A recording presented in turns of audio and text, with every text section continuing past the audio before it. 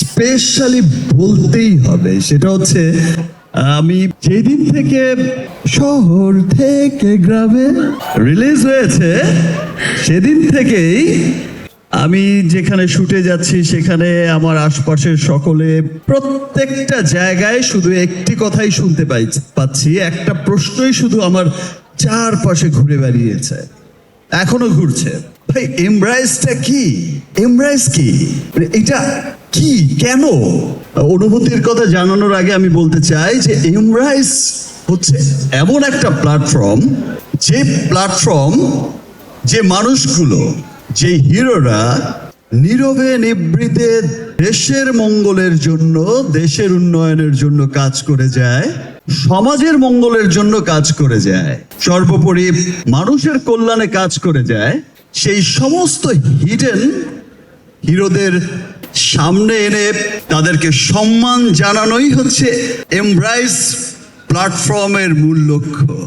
হয়তো অনেকের কাছে ক্লিয়ার হয়েছে, আর বাকিটা যত সময় যাবে, যতদিন আমরা এমব্রাইসের সাথে থাকব, যতদিন দেশের মানুষ বিদেশের মানুষ যে যেখানেই আছে এমব্রাইসের দিকে চোখ রাখবে, যে বাইরে সবকিছুই ক্লিয়ার হয়ে যাবে যে এমব্রাইস আসলে একটা মহৎ উদ্যোগ নিয়েই কাজটা শুরু করেছে। আমার তো খুব ভালো লেগেছে, আমার আরো ভালো লেগেছে একটা দেশের গান, দেশকে সেলিব্রেট করার একটা গান, শহর থেকে গ্রামে সব জায়গার মানুষকে বলছে দেশের জয়ধ্বনি তুলতে।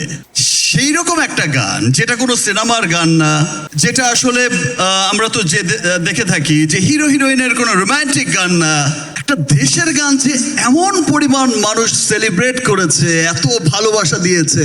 আমি শুট করছিলাম রকস্টারের, আমি জাস্ট শুনতে পাচ্ছি যে আমাকে একটু পর পর বলছে, ভাই এত মিলিয়ন্স, ওকে ফাইন। আবার বিকেলবেলা সন্ধ্যায় বাড়ি ফিরতে ফিরতেই আবার আরেকজন বলছে যে ভাই 15 মিলিয়ন্স, ওকে 15 মিলিয়ন্স, হয়তো আমার সিনেমার গানকেও পিছে ফেলে দিল ভাই।